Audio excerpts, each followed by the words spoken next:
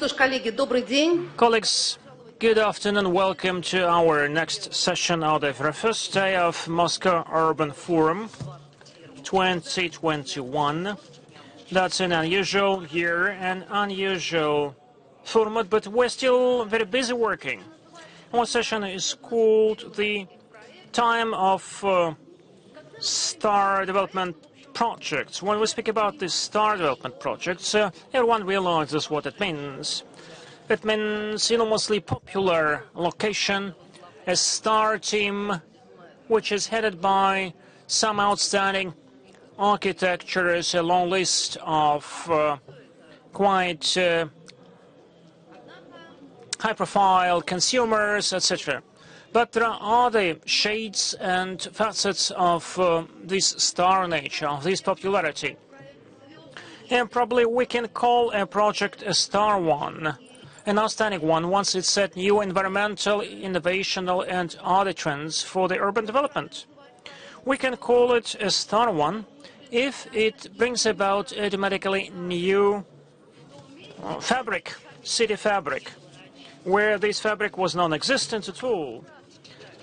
So it means that we will speak about different facets and different factors of our development projects. Let me introduce to you our participants, people who are present today online. And many people called me in the morning how they can actually be present offline. I said, no way. But Anastasia Patova, chair of the Moscow City Committee on the implementation of the investment projects and the shareholding construction oversight. Alexander Prokhorov, head of the Department for Investment and Industrial Policy of the City of Moscow. Ignatiy Danilidi, Director General of A101 Company. Alexei Dabashin, Director General of Cross Construction Company. Vadim Ivanov, Product Director of MR Group. Leonid Maximov, Director General of Pioneer Holding. With us today are several people who we will listen with great pleasure. Vladimir Galaktionov, Legal Director, Capital Group. Jurgil Bruns Berentel, Director General of Hafen City, Hamburg. And Pia Hlava, Director of the Urban Regional Development from Vienna. This is actually what we're going to discuss today. Anastasia, let's start with you. We all know about the comprehensive development of the territory. And actually, it's been a hearsay for about a 5-year period. Certainly, the construction should be very balanced, and this question raises once you speak about any development. But sometimes you want to build one thing, but you have to build not only this facility, but other facilities, and sometimes you have to build many other things as well. How are you working? Over to you. Thank you so much, dear colleagues. Well, actually, you took some of what I intended to say off my tongue. And really, when we speak about this star project, the first thing which occurs to you that this is a downtown, the center of the city, the elite territory, fenced, etc. But time goes, and therefore the preferences will change. The notion of convenient housing will change. Now, the convenient accommodation is not just about the underground parking and the fenced territory. People would like to live in a refurbished territory with social facilities, and we can judge about that by some claims and feedback from the people.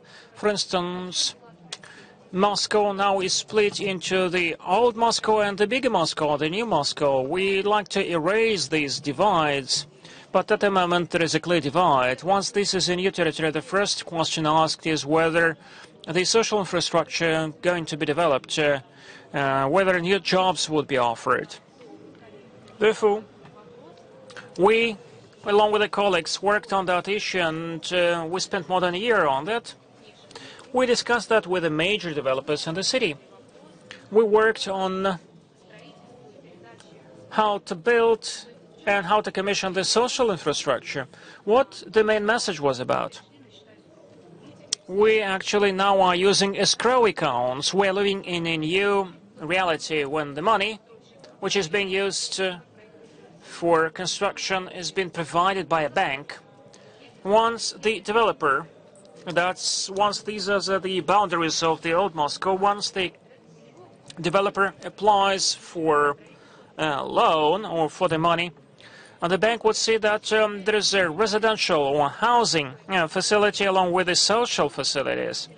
And the bank would say, that's great, but now we have a totally different story, a new territory, a greenfield territory. Very often, actually, the developers would split this territory for housing, for social infrastructure, such as once the developer applies for a bank to get money for building housing, the bank would say, that's okay, because actually this is done within the shared construction. But once a social infrastructure is going to be built, the bank would say, can you make sure that this social infrastructure would be operated by the city? And the developer would say that there is no funding, and there is no guarantee that this social infrastructure would be used in future. Therefore, the developers applied to Mr. Sobyanin, asking to develop a mechanism to ensure that social facilities, social objects are being built and being commissioned and passed over, handed over to the city. And we helped the developers not only to get the project funding, but the city also got some benefits. First of all, we know for sure that the facility would be built next to the provided deadlines and of a certain quality, for instance. Actually, once the city says that it needs actually a kindergarten for 200 children, the developer would do that, and it will not actually build a kindergarten for 100 children. We spent a year on different nuances, and quite recently Mr. Sobyanin endorsed the order which we have to follow, the algorithm which we have to follow. Therefore, before we actually approve the feasibility study for the developer, we hold certain meetings with the developers just to realize whether this social facility is going to be delivered to the city, handed over to the city. We would like to know what terms of reference would be, on what terms, etc., in order to make sure that the city would accept it at the end of the day. So this is a win-win situation, benefits for the city and for the developer, because the city at least would realize what is going to happen to that facility. Everyone present here, all the construction companies are building social infrastructure, but there are the contractors which not always meet the deadlines when building the social infrastructure. We developed that mechanism, it's been launched, and colleagues apply for housing, for the funding, realizing that actually the next question we ask is about the social infrastructure. The second question is about the comprehensive development of the territory, creating new jobs. We try to approve only those plans which are inclusive of housing, commercial housing, and offices, and malls, supermarkets, etc. I do think that Alexander would speak in more detail about that. And we're speaking about the quality, the housing, the quality of the nearby development, and at the same time we have to be mindful of the quantity. We have some set goals, and the goal is 120 million square meters of housing. We have to keep the balance between the interest of the city and the developer, of course. That's why when last year we had a rather difficult period, and we were at the round table talking to everyone. We wanted to help the developer to build what they've planned, and we also wanted to protect rights of the citizens who are going to buy such houses. We had 45 amendments for the legislation. Almost half of them were adopted. I don't want to give you all the details because I think you know about all the amendments, about the documentations, about the prolongation of the permits, and about the fines in case of you don't meet the deadline under the shared construction agreement. So we didn't want to see any negative influence on the quantity when we change the quality of the legislation. So I've mentioned everything regarding the legislation, but the next stage was also qualitative. For example, the number of projects considered. Now lots of people speculate on the idea that we have the pandemic and prices go up, and developers are not so active as before. And escrow accounts are also in place. That's a new thing. But I would like to say that the industry is gradually moving to the escrow account. 60% of the projects have escrow accounts, and more than 30% are working under the old scheme. If we are talking about the interest of developers for the housing, it's never going to be not active in Moscow. That's always a hot topic in our city. If you want to hear some numbers, you know that the mayor at the committee approves a specific amount, specific numbers. So in 2019, in 6 months, first half year, 3.5 square meters. In 6 months of the last year, 1.79, and 6 months of this year, 5.8. So you see there was a drop last year due to some obvious reasons, due to the quarantine. But this year we see the sharp spike. So we can't say that the developers are not interested in building houses anymore. You see these numbers. You see the demand is there.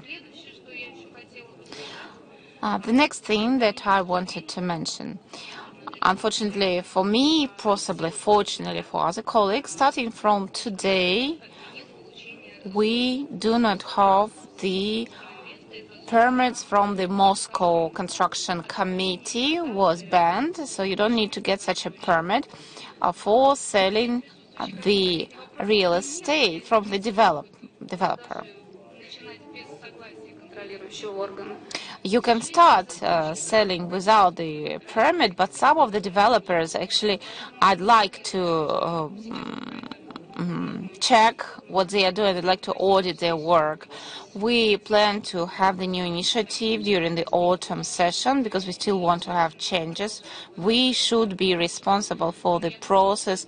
We should be supervising the developers. It's important for the buyers as well. If you just buy the apartment and you have money at the escrow account, it's one story. But not all the projects are done through the escrow accounts, and a group of companies may have both schemes simultaneously.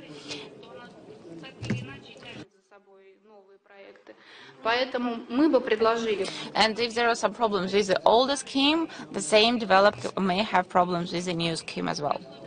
Moscow is this specific region, and we don't have 2 or 3 projects. We have a lot of projects going in parallel. 30 million square meters are being built in Moscow annually. If we want to build a very good chain, we still want to have these permits to be in place. We'll see what's going to be the decision in autumn, but thank you very much for your opinion. Alexander, over to you. After this law was adopted, we got some new industrial district. Industrial district is a new term for the market. There are developers in Moscow those who were interested in using this new law and having multifunctional objects. We talked about Karovina, this zone, which is probably not the biggest, but which is really going to be a benchmark. Tell us more about this industrial districts program and what are the possible future scenarios for this program. First of all, I'd like to welcome everyone. Thank you very much for your question. Since the last discussion of Karovina, there are now 3 more new projects. Karovina was just the new one, which was provided through the auction. This was the project for industrial and office housing buildings, and after that we had 3 additional projects. Within this program, we've selected 130 projects. They are all the territories of the industrial estates, those which were industrial estates in the past. It's within the old Moscow borders. We visited all those zones. We've chosen around 1,000 hectares. We also took some not finished objects from the My District program, which are as expensive to finalize. And now we have 130 projects, some of them due to the help from Anastasia were commissioned and approved officially. Some of them need decision from us. We will go to take decisions on them. And we have several tracks. First of all, we have the competition, which is a part of the amendments to the city building law. And we are going to have 2 operators, which was created by the decree of the government. And the third option is to work through the initiative of the title holder. We know about the final numbers, the volume, the investment, 500,000,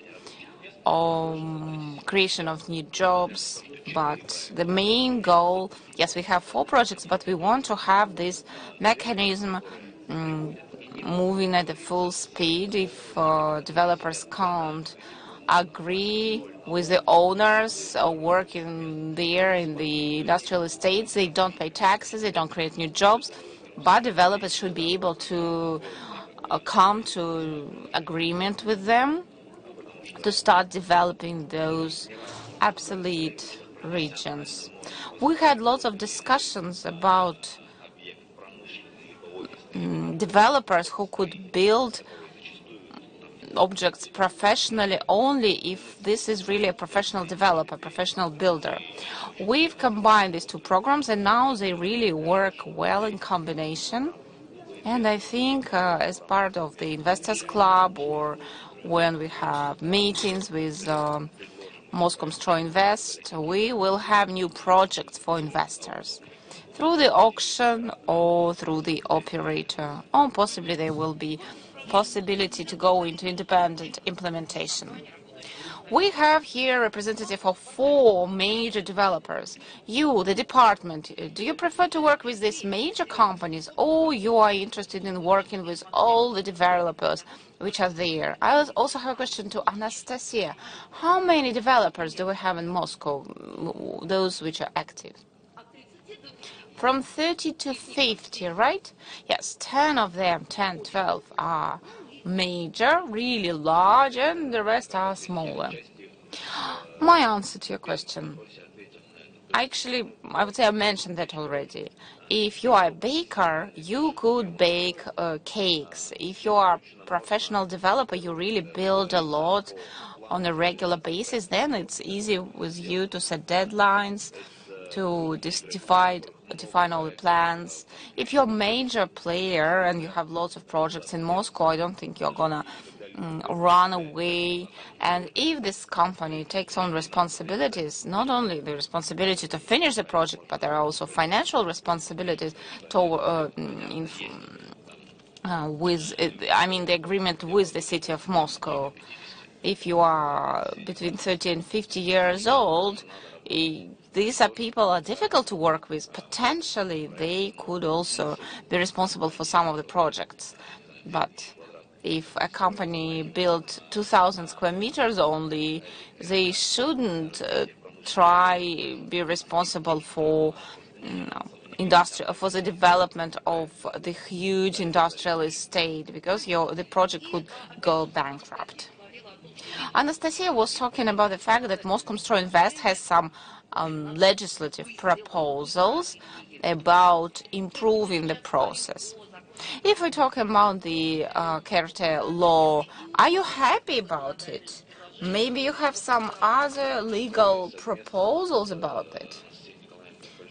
Together with Anastasia, last year we really did a lot when there were amendments to the urban planning code approved, and Alexander Lomakin got promoted. Now he's responsible for this law at a federal level, and we get now support from the Ministry of Construction. We get all the letters with clarifications from the ministry, and our position is really very well heard when we want to communicate our message. And federal agencies, as they've done a lot, now they are working with the governmental decrees which will regulate the federal processes. But for us it's important to harmonize the city-level legal base. Vladimir Loktionov, do you hear us? I'd like to include you into the discussion. Vladimir. The program of stimulating the job creation, these bonuses that developers get when they create some healthcare or cultural scientific objects.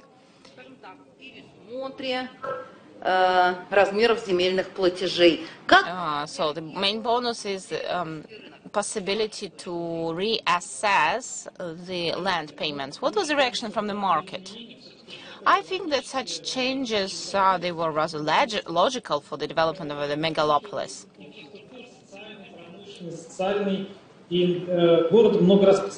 So the city was doing something like that for a long time, but we never had some concrete steps. There is no secret that the city wants to harmonize its interests with the interests of developers. There are two main issues interesting for the city. For example, the shuttle travel, or another question, creation of the economical stimuli for the social infrastructure construction. Yes, we mentioned that we have 30 to 50 developers in total, and they always forget and postpone the construction of social objects. They refer to the pandemic. They say that we understand people want to live in the environmental zone. They want to have good work-life balance, go to parks and really enjoy all the infrastructure, have good access to the medical care. These are interests of the city, and we took them into account in this program. According to the financial model, it's possible to develop this project. We could use this model for building some additional objects, which will lead to the development project to have the flavor to be different from others. But in total, I think the developers market supports these changes, and the city authorities, they help us a lot. And we work with them on updating the legislation. Alexandra says that yes, they gave their bonus and they were happy about that. We have the new Technopark Krekshina in the new Moscow region. We want to get $500 million of investments. We want to create jobs there, and the first part of the project that's going to be 15,000 square meters built there. In the past, we were building some office complexes and the warehouse, but it was not related somehow to the housing construction. They were different segments of the market. They were never linked together. Right now, we are going to have the comprehensive approach. Alexander? I am one of the ideologists of this program. We developed it with our own hands, and I'd like to give you some clarification. Today in the morning, Sergei Semyonovich Sobyanin said during the plenary session that job creation is one of the criteria for the city development. Just 15 minutes ago, Vladimir Yefimov said that 50% of the income in the budget that's the individual taxpayers' taxes. And we need to create additional jobs. And we also should remember that only experts and professionals should be allowed to build professional sites. And we need to do something about making the businesses construction attractive.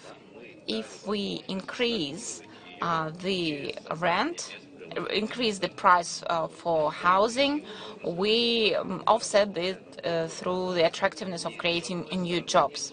This program started working half a year ago. We still have only 5 agreements signed. It's not enough, but developers, those who are also here at this forum, they are now responsible for investing more than 25 billion rubles into the city's economy, and at the same time they got 12.5 million rubles as the discounts, as benefits. That's a good start, I would say. We have lots of applications from Tom-Tem developers. They constantly come for consultations. They have questions about this program. We help them in the application process. We help and accompany them in other processes that are due. And we know that people start counting money.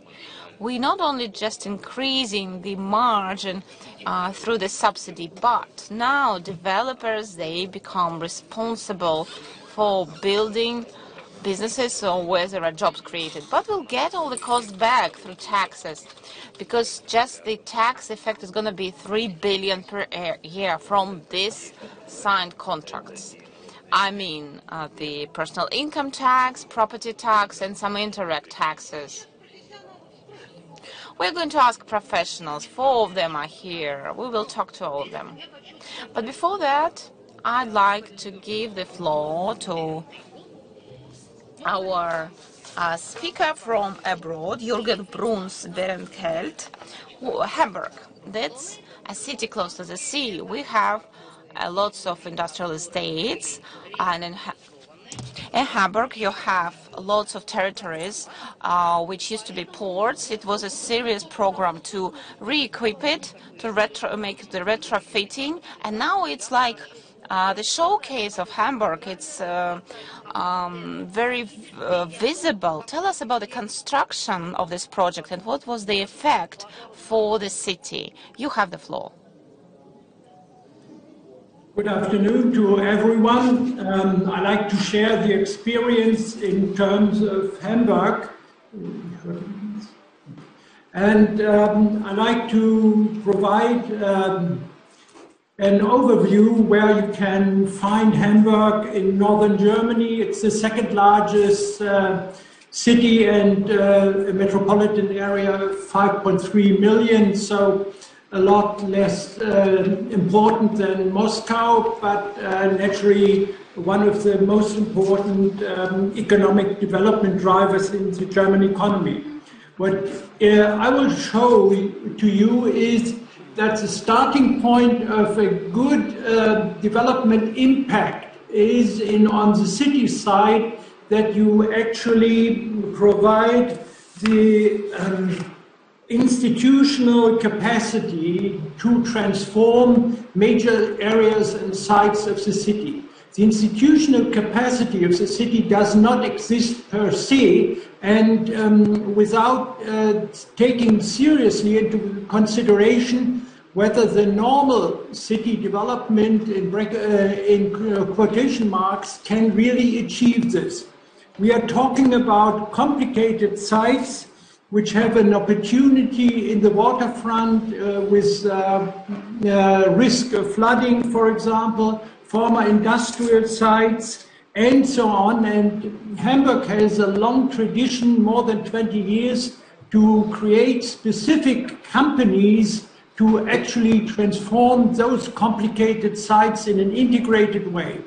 Here you can see what is our task with 3 major waterfront projects, but also projects which go beyond. These are projects, for example, which basically align the industrial production with vertical production, new buildings in the city, in order to achieve modern industrial spaces which can be occupied very fast, or assign city development within the city, not outside the city, but concentrating 3,000 researchers or more with an integrated system of diffusion of economic benefits to companies, and also integrated in housing. So it is part of a new mechanism of integration which is followed in these projects. And to give you an example, or a few examples, we are trying to achieve a high urban design focus. Important to us is design quality, but also structural equality of the city. For example, when we match new buildings to old buildings, old infrastructures, we try to keep and basically integrate those into a new environmental urban environments, which allows, for example, to have perception by the people that there is a spatial and urbanistic continuity, although all the spaces are newly created. A second important innovation path is actually integrating smart mobility strategies from active mobility by walking and biking, but also with car sharing, driving autonomous buses, and reducing the use of cars. You find it probably very annoying that we are producing the reduction of cars, but for us, in the past, it was normal that every family household had a car. Now we reduce the possibility to create parking spaces to 0.2 per household, and that changes the urban environment completely. We also create an environment which is very much strongly fine-grained mixed use. Here you see a complicated mixture, and even on one side we mix different types of housing, and we naturally also mix office buildings and housing. So therefore we have an interchange, short walking distances between a city which is a workplace and it is a living space. And these qualities now in the post-corona period, I hope, allows us to better integrate the future demands of workspaces on the one hand, but also to keep the integration with differentiated systems of housing.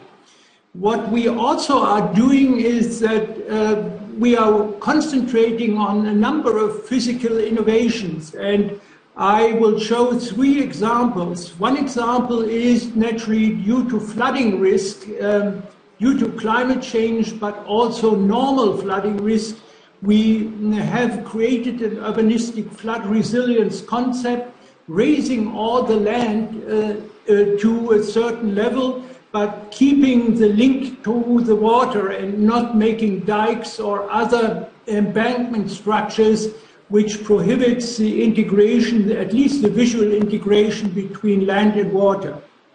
We work on natural design-based solutions for also in the city, because we think biodiversity is one of the future important themes. And we work also on carbon neutral buildings, which are very experimental, and we know, as I will show you, that our buildings in the past have been optimized for the use of energy, but at the end of the day, this focus is insufficient. In future, we will need to focus very much on a life cycle of buildings and thus reduce the carbon emissions from building actually in the city. And this is also done. We also have, so to say, normal star projects which will be play an important role, and I have shown you 3 examples. A concert hall on top of a storage building historically built by Herzog de Meuron, but also mixed use and complicated building concept for a retail environment, not a shopping center, but an open environment actually created from 14 different buildings containing offices, housing, retail, entertainment, a cruise terminal, and so on, which also provides a buffer in the economy for the developers. Whenever one sector in the economy is lagging behind in the development. But on the other hand, our experience has also been that very few developers are capable of creating such an important urbanistically integrated complex environment of value of 1.3 billion euro, for example. On the other hand, we also build high-rise towers, but with a mixed-use structure, and due to the effects of infrastructure, for example, we build them in a way that they incorporate public places, and therefore they have a certain scape, and also the result is that they are not only office towers or hotel towers. Residential spaces cannot be included due to noise effects, that we create also big and open spaces in the buildings and which can be used for edutainment purposes. I want to draw a little bit of consequences because we are expanding our efforts to be climate resilient, but also to develop the spaces of the city, the new spaces within the planetary boundaries. We have, with biodiversity loss, with certain biochemical cycles, we have with climate change not only one topic which is environmentally important, but a number of different topics, and the important thing is not to monofocus on specific topics and believe that one is good, but only the integration of the different aspects can actually achieve the future and today's ambitious goal of integrated urban development. A comment on financing and self-financialization. We are the owners of the land, and we use the land basically for land value capture. And basically, we are not using it only for pure public goods, for example, community housing, bridges, streets, parks, ski walls, and so on, but also we incorporate them into the private projects. So we operate with concept offers to the private market and require via contract and ambitious planning period before we sell the land to the private developers to incorporate different features which are basically represent public values in private goods.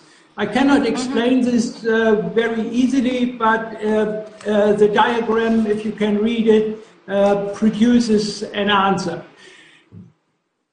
Finally, I want to basically emphasize that within this last years, we have been setting up new projects of significant value, which will produce a new standard in terms of resource efficiency and naturally resilience, and basically which are targeted at an emissions-free urban development. Whether we can achieve that, this is still open to question, but it is not including only buildings, but also infrastructure, and now naturally also green areas, and the way we incorporate production and emissions from used resources into the life cycle assessment of cities.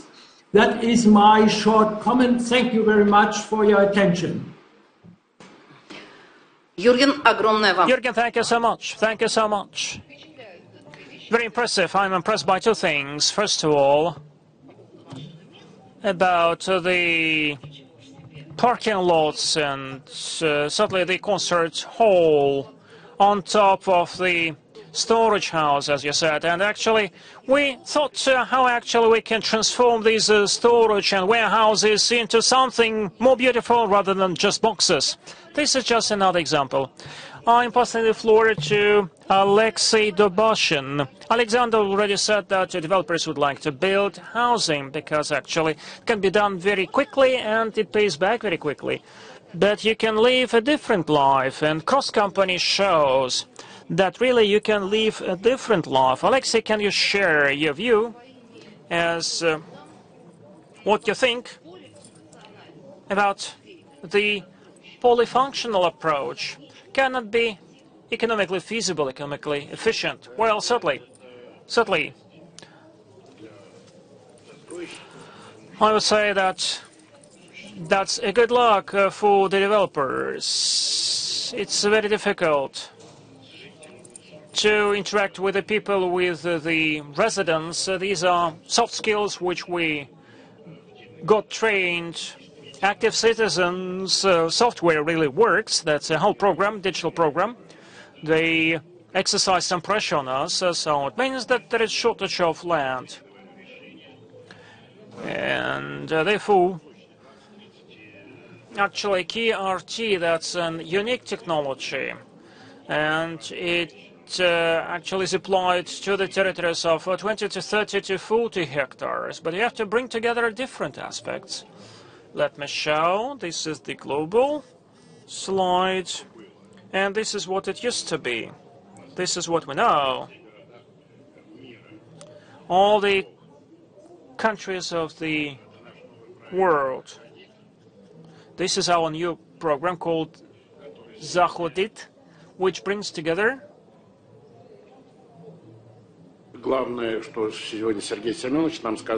And most importantly, Mr. Semyanin said that the live communication is a luxury. And we are wasting our time on traffic. And it would be just a little bit less than what you spent on your work. And Mr. Semyanin spoke about the 15 minutes city, so where you can reach everything within 15 minutes. But I would like the city to explain to us what actually we have to set up. For instance, smaller cinemas and theaters for 50 seats,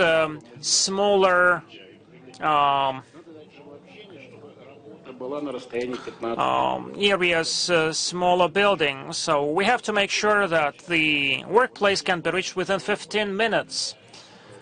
We have a positive experience 10 years ago. We built an artificial ice rink which works 10 to 12 months a year. It required separate tailored technologies, but we developed ice rinks for the residents of our block of our district, and it means that the parents no longer have to bring kids to some skating ring outside the city.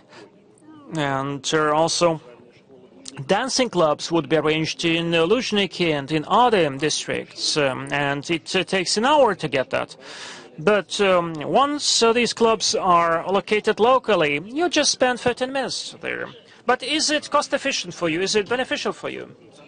Well, I actually call that functional mix. Our next step. This is about anchor centers for education for sports.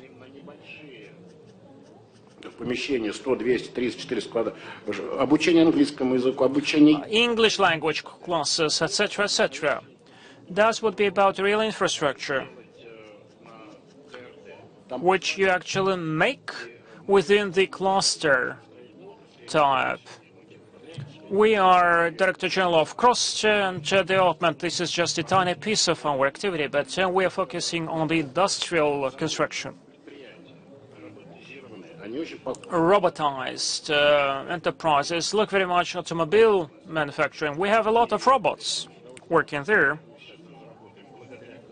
And thanks to the cluster type, we actually can somehow build 14, 15 meters high storage houses and parking places.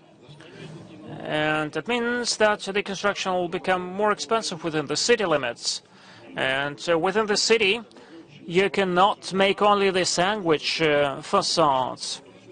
Actually, we are discussing the facades which really can beautify the city. And then you're going to build residential houses, and there below you'll find the infrastructure which used to be actually in the downtown of the city. Smaller theaters and cinemas, etc. So it means that will be high-rises, plants and factories outside. They would be illuminated very well with the parking lots. Then the cluster-type development helps us to take care of the smaller cities. The rivers would be confined in canals, and now we are actually making the banks of those canals, and we count it along with the experts. We have about 600 kilometers of the smaller rivers within the city, and the cluster-type development helps us to bring these rivers into operation. We can bring them all in together. And the final thing I'd like to share, the pandemic showed the shortage of workforce everywhere in the construction industry and the automobile industry. Sadly, we rely on the migrant workers, but it means that the taxes would be paid there. And Mr. Sobyanin instructed us, and Mr. Bochkaryov held a lot of meetings from the Industrial Department of Moscow to bring about a solution. More than 50% of actually the work done at the on the construction site should be done by the industry, by the Muscovites, Moscow residents. Well, thanks to the industrial construction, we would cut the time frame of the construction, and it means that we can cut the costs dramatically. We can cut the negative feedback from the residents. The residents do not want to spend 4 years on the construction site. Well,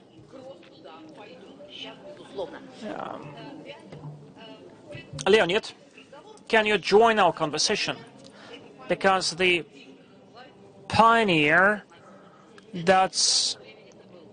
is also about a TPU, a new abbreviation for our conversation. Can you share what TPU stands for?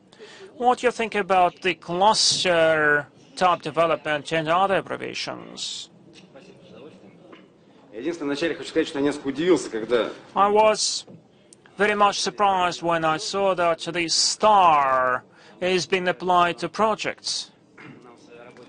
I think that in our work it's very important not to act as superstars, not to regard ourselves as people on a kind of a pedestal, but rather we are supposed to build projects which would add value, which would be useful for the citizens, for the residents, which will improve the quality of their living.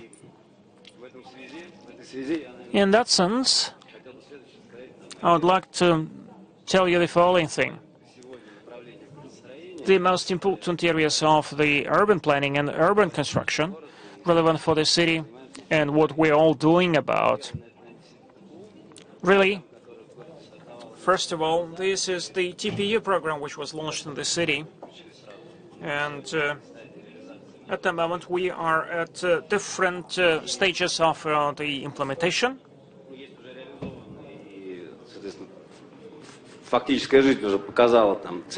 And really, it's very important to build the hubs, commuting hubs for the city, because where the human flows and the transport flows intersect, this is where you can maximize your profits. What can be done in order to make sure that this is really efficient? We concluded that you have to take a non-technical approach to building a hub. We have to proceed from the very essence. The very essence of the transportation hub is that when people are getting from one point to another, have to change the lines, and it has to be convenient and quick. Once you make sure that it is quick and efficient, then you can benefit from that. Then this commercial infrastructure becomes the center of gravity. It would transform the place at all, and the housing which has been built around the hub would be more demanded for, more expensive probably, more popular. The developer, on the one hand, has to deep dive into the project, to be involved in the project, focusing on the logistics journey made by the commuters, by the people. Once you have such a symbiosis, this is when actually you would get the projects which really would bring about some quality. And hence you find the quality of the projects and you would develop the neighborhoods. Well, different solutions are feasible, but the more flows are crossing, more relevant it would be to build a high-quality hub. We are developing a big hub called Petrovsko-Razumovskoye hub. It would be one of the biggest hubs in Moscow, because in one point you will find two railways, Sapsan one or Oktyabrskaya railway, also Domodedova, which goes to Domodedova, several bus routes, and around that you may find close to 500,000 people living. В нашем городе уже знают давно.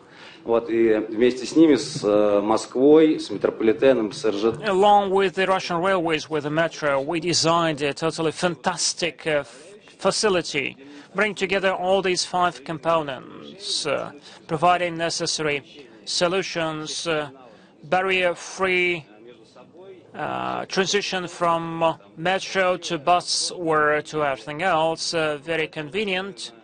Around that, you will find in future about 3,000 square kilometers of commercial property. With the support of the Moscow authorities, our express would have a stop there, and the sub-sound would stop there. So it means that the people who are living in the suburbs and who do not have to go to the downtown of the city can actually get to St. Petersburg from their places, from the suburbs. It would ease the life of people, and I'm sure it would transform the whole adjacent neighborhood. Well, at the moment, this neighborhood is quite depressive, but I'm confident that in 5 years, once this comes true, we all will be surprised how a district which was totally unattractive now is a hot potato. It's been said that Moscow is a megacity which has an advanced growth rate, which becomes a metropolitan territory with a lot of commuters. The polycentric approach becomes very relevant historically. There is one down center of the city with all the cultural, educational infrastructure, commercial jobs, etc. And the people are going from outskirts to the downtown. But once the population is no more than 1 or 2 million, that's no problem. But once the population exceeds 5 or 6 million, that becomes a problem. So we have to create similar hubs and similar cultural values to the people who are living in the suburbs. The Bolshoi Theater would be unique, but there should be some sub-centers located within the city so that people do not have to go to the downtown and would find similar values or similar services next to where they live. Development of hubs, I think, can become a backbone for such sub-centers. What can claim a role of a sub-center? A center or downtown, this is where you go every day because you work there, and this is what may offer all the services you need, and it should be done beautifully and conveniently. The bring together of those factors is totally necessary. It can resolve many problems and dramatically change the look of the city. And to conclude my remarks, speak about the cluster-type development. This is not just about the mechanism which has been launched, and will not repeat what has been said. But let me tell you about the essence of the comprehensive development of the territory. I think this has been associated with a balanced development.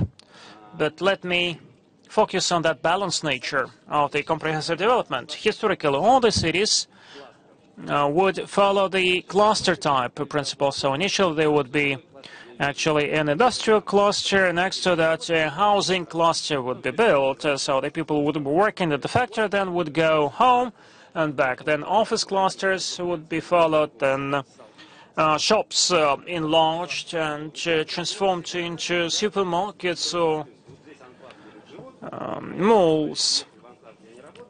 And ever since then,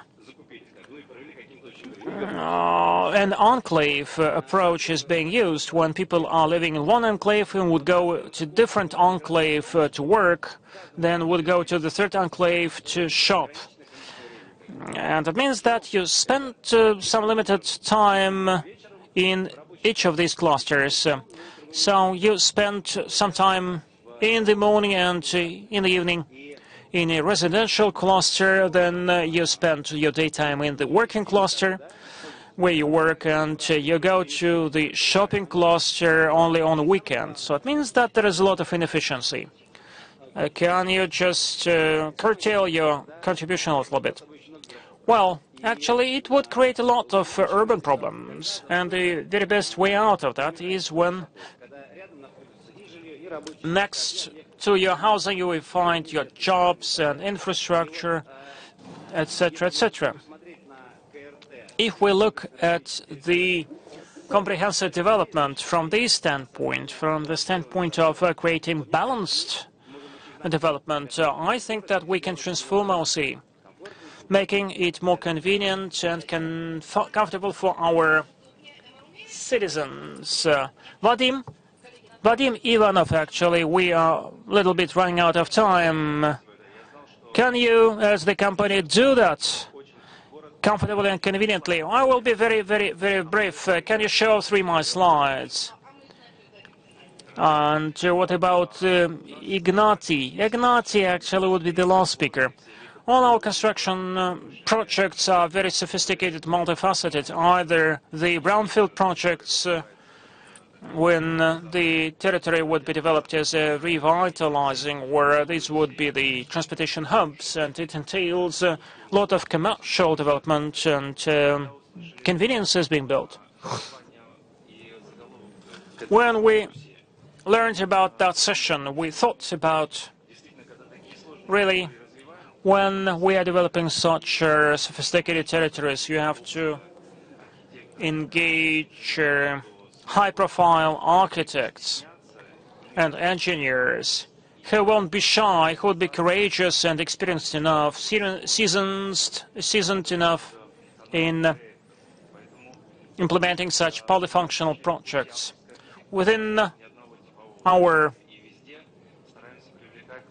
company, we are doing unique projects.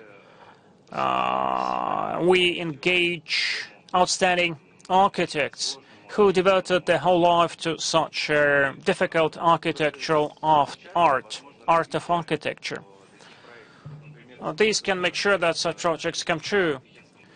This is our project at the Sherley Pikinsky crossover, which is in between 2 railways. It also acts as a hub, and we are doing that along with Helmut Jan, very well-known architect. And deeper we go, we understand that the tasks and objectives are quite ambitious and quite difficult. Can you change the slide? There are lots of industrial territories which are transformed into cultural and convenient oases for future residents. That's Seliger City, which used to be a dilapidated industrial territory, but now it's very convenient for living. There are 2 main problems for the people. First of all, that's security. And the security of the transaction man, the investment won't be wasted down the drain, and the convenience of comfort, modern comfort. Has been said before, this is not just about convenient playgrounds and yards, but micro-mobility, connectivity with the services. Convenience shops, everything has to be done quickly. Micro-mobility dramatically reduces the speed with which we can move from one place to another. Actually, you no longer have to count the distance in kilometers or steps. Just you can cover the same distance by electric kick scooter. The level of comfort which we improve every now and then. I would like to share the following statement. Once we're working with some high-profile architects, the stars among the architects, we understand how much added value they bring into the project. Because they not only share their experience with us, but they also can share contacts of the engineers, designers, consultants. And in general, when we are implementing some product, we also share standards with them. And there's a possibility to build really glorious objects. Ignati, for you, that's the final comment. Polyphony, different areas are the objects, not housing objects. So what can you say about this as a final accord? I wanted to build a logical chain. As I am going to be the last speaker today, everyone talked before me, and you don't have a lot of time. Okay, we'll have to have a separate session because I have lots to say. Okay, I'll try to be brief. Architects are building great products, but we need to make sure that the city develops in a sustainable way. There was a beautiful slide from Sergei Sobyanin. Everything starts with a human and ends with a human. the quality of life of a human in an environment. Here we talk about the house with beautiful architecture, urban amenities and social services. Before, they used to be just cherries on top of the cake, but now they are necessary everywhere.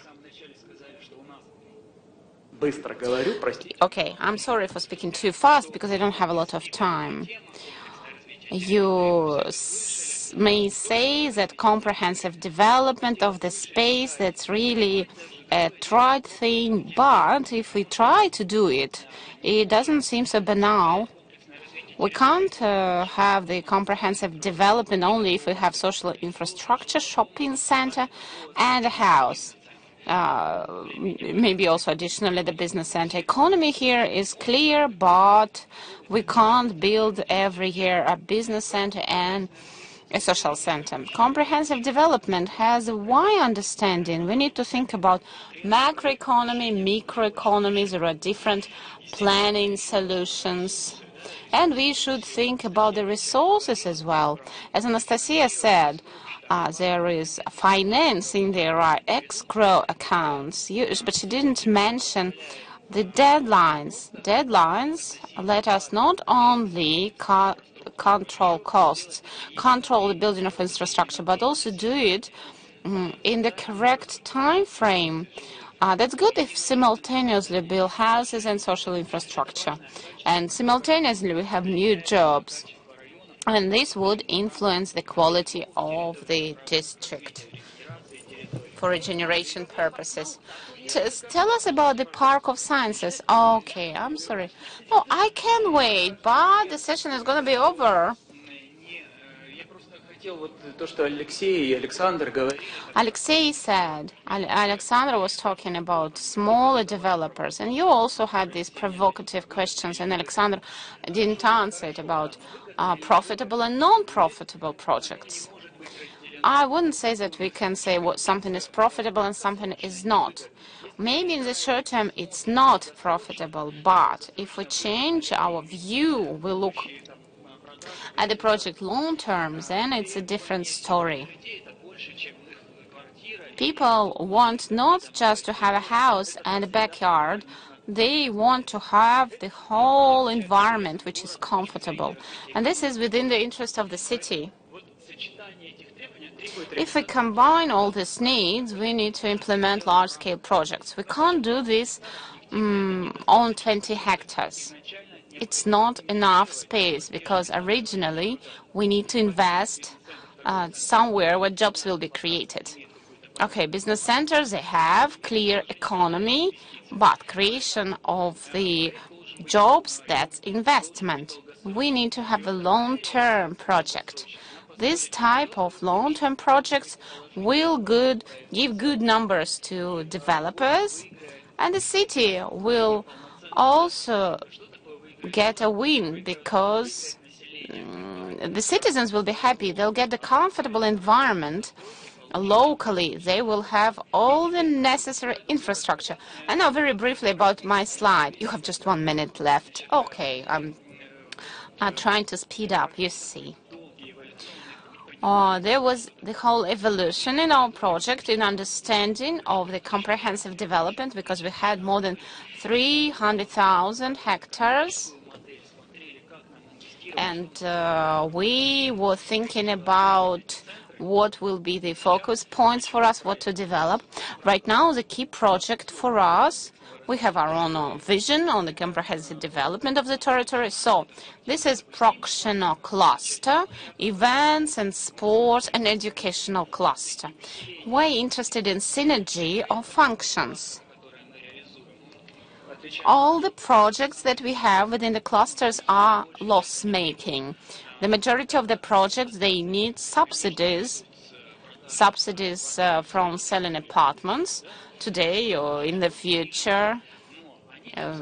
This is profit from selling commercial spaces, but we are creating the space which will make this investment profitable in the past. So you want to say that your Park of Sciences is a very long-term project? Yes, 19 billion. This is the overall investments, of course. This is the function that we need to make it all working. We are talking about high school education, about university grade education. The Park of Sciences is a very important project, and the gist of this project is the following. Telling people about knowledge, increasing awareness. The main quality for the space, that's humans, people are important. And if there is interest of the youth to the sciences, this is the future of this territory. That's why we think that we have to have such an object in Moscow, and we would be happy to have it implemented. And we found some financial instruments to implement it. I'm sure it will be implemented. I advise everyone to learn more about it. They have some ancestors, international ancestors, but this project is also going to become very competitive. Okay, you have 20 seconds more. We're going to have interactive spaces, experimentariums, lecture rooms, congress hall, and so on. This is not just a museum. That's a space for the scientific society. Oh, that's great that we have a concert hall here where we hold this forum. Dear colleagues, thank you for this discussion. I apologize to those whom I had to speed up, but last time you will be next to speak. Thank you very much.